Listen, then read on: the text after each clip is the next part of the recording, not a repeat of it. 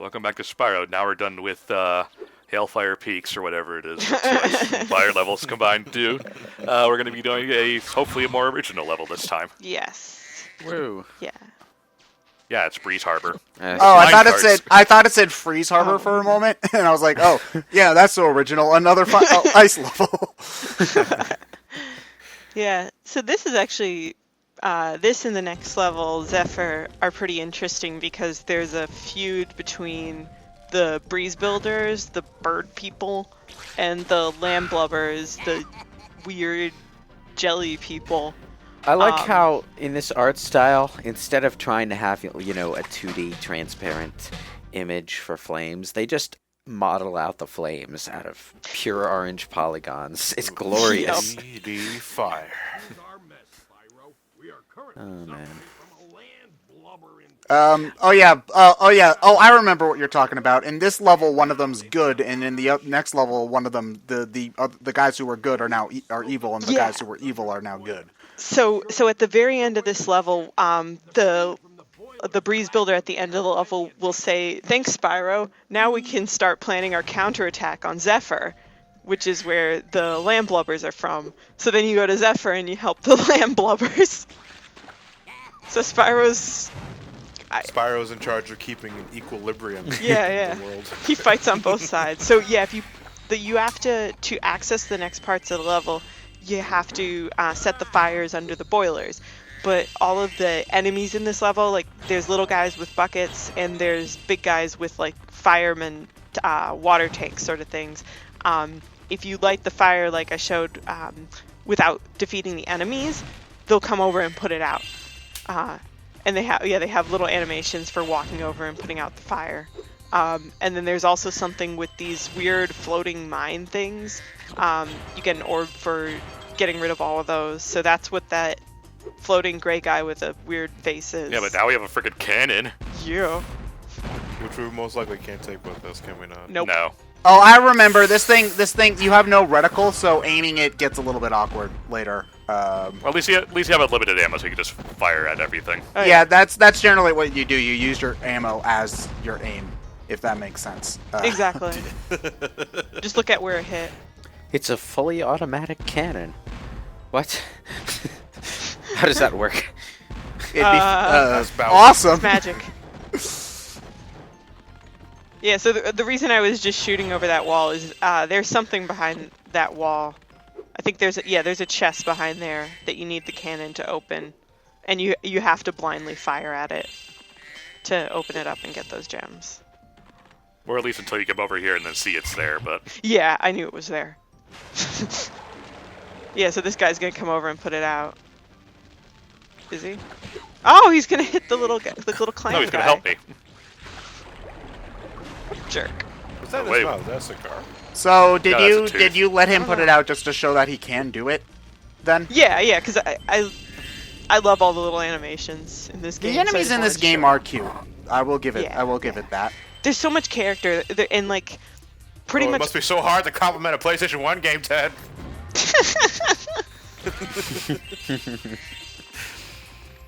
I'm glaring at you right now, just so you know. That means nothing Actually, over just the glaring internet. at Spyro. No, I don't have anything against Spyro. He's like, But you're not looking at John. You're looking at Spyro. I can look in the general direction of John, because he's to my west, my house faces north, so I just gotta turn to the right here, and yeah, now I'm glaring at John. But anyway, it's, when it comes to a lot of the PlayStation, it's not just a matter of like, I grew up with Nintendo, so obviously that colors my tastes a bit, but when it comes to the Sony-centric franchises, I have nothing against Spyro. I think Spyro, from what I've played, is a pretty fun game. I don't have any major emotional attachment to it because I didn't grow up to it, but I acknowledge its strengths. It's just more that it's more stuff like Crash and Jak and Daxter, where I just look at it and I feel nothing when I see it. Stuff like Ratchet and Clank and Spyro, I look at it and I'm like, okay, I can see myself enjoying this if I were to take. Well, what is it that you see in Spyro that you don't see in Crash? You don't mind me asking. Well, for one, I'm generally speaking, I'm more a fan of games where you explore stuff and are solving particular challenges in 3D than just running straight to the end of the level. Which explains Banjo-Kazooie. Yeah, which explains it's more akin to Banjo-Kazooie than Crash Bandicoot. I guess it's the Crash Bandicoot is the linear 3D platformer. I have a similar thing with 2D Mario in a sense, because I grew up on Sonic the Hedgehog, which has a lot more bombastic movement and verticality than does your standard 2D Mario game. So even though I can enjoy a 2D Mario, but it doesn't excite me the same way some other platformers would. Yeah, and a lot of it just is a matter of taste and perspective, really. Like, if you grow up playing Mario and you enjoy that, and, like, that's your favorite game, you might look at Sonic and not really get it, or vice versa. You know, it's just a matter of what you're exposed to and what you prefer. So, you know. Like, I mean, the sight of a PlayStation does cause my eyes to bleed a little bit, but that's more due to the curse that I have. Due to my unspeakable evil acts, but that's a story for another time. Bless my uncle. Yeah, that's a story for another time. Yeah, Are you sure it's not just because the PlayStation 1's design was bland and gray and ugly? I don't know, but holding the DualShock... Hey, Super Nintendo was bland and gray, and it was not ugly. I wouldn't say that to you. No, I didn't mean that. Come back. What? Wait, what? The Super Nintendo was gray. Well, yeah, but I didn't like the Super Nintendo either. Oh, well, aren't you just a Scrooge? No, because like the Sega Genesis had like such a cool looking design, especially Are we the Model talking 2. about the? Oh yeah, we're talking about the model. The Model 2 looks Especially nice, the but Model 2. the Model 1 looks kind of weird. The Model 1, I'll let what little ugliness it's guilty of slide for being one of the only consoles with a goddamn built-in headphone port, which every console should have. Thank you, but none of them seem to want to do that. We're talking Model 1 Genesis. Yeah. Yeah, okay. Did the Model 2 Genesis have a headphone port? No. Unfortunately. I guess they cut it out to make it more inexpensive. Which, you know, makes sense at the time, when a headphone port might have actually been expensive. But now your toaster probably has one, so... Yeah, well, it's just... We all know one thing today doesn't. It's just, I think about the idea of a Model 1 Genesis being hooked up to a Sega CD and a Sega 32X, which I'm not even sure it can do. It can. Yeah. It's ugly as sin, and you have 3 power cables. There were 2 different Sega CD models. One of them was built for the Model 2, and one of them was built for the Model 1. And they look fine attached to their appropriate models, but both of them look incredibly wonky when they're paired off with the wrong one. Even the Model 2 was built for the Model 2, because the Model 2 Genesis fits perfectly on both. Yeah. Well, that was the one more people had, though. Yeah, everyone had Model 2 more than Model 1. Even though Model 1, in terms of stacking, fit better for, you know, shelving. The Model 2 was the one that... They had the Model 2 by the time Sonic came out, right? Which would explain... Yes. That would explain why more people had the Model 2, because the Model... Nobody played the Genesis before Sonic came out.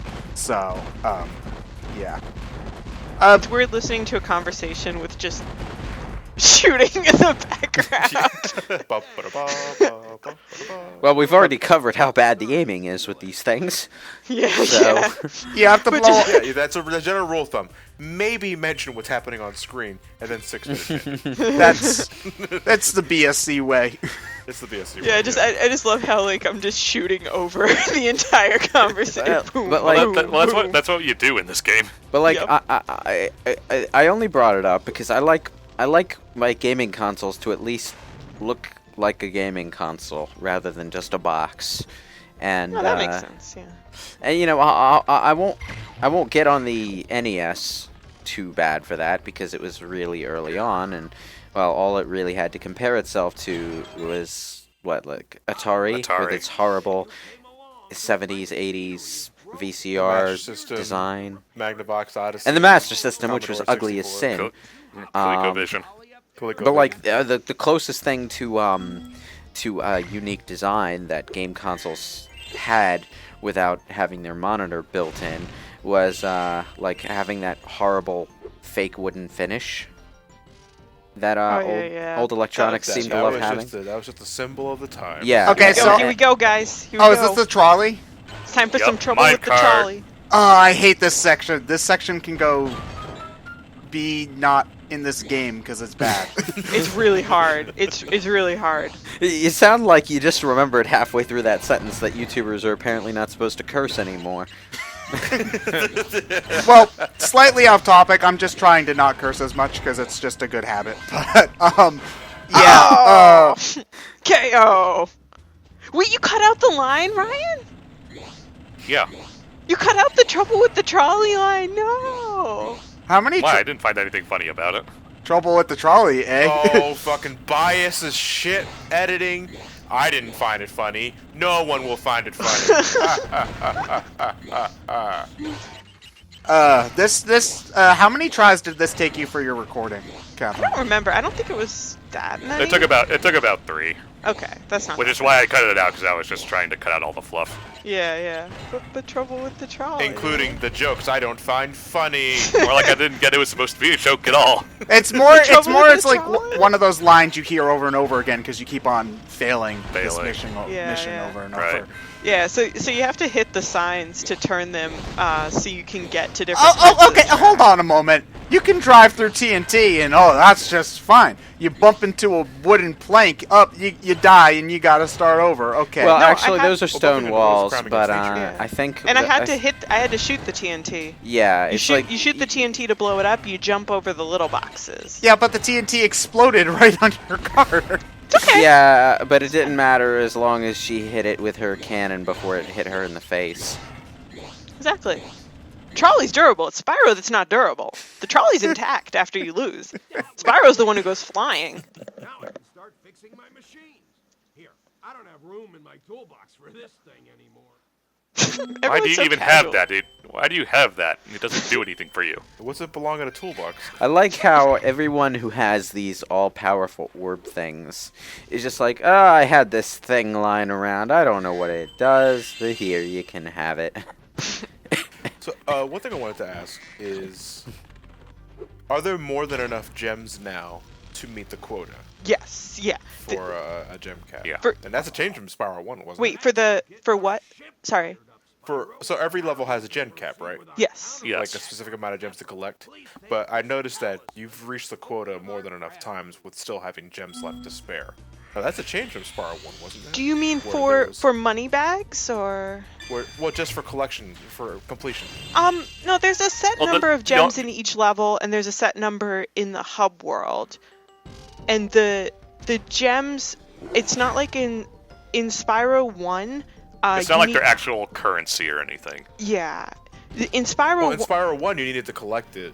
that You needed to collect it.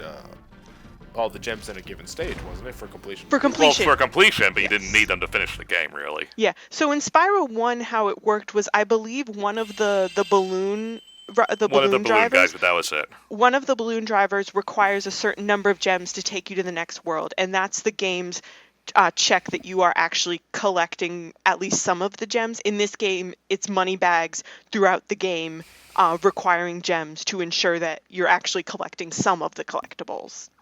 Yeah. But I recall Spyro 1 having a gem cap. Oh, Where yeah, okay. You had to get every level had a specific amount of gems. Yeah, like that 100 out of 100. Yeah, that's here too.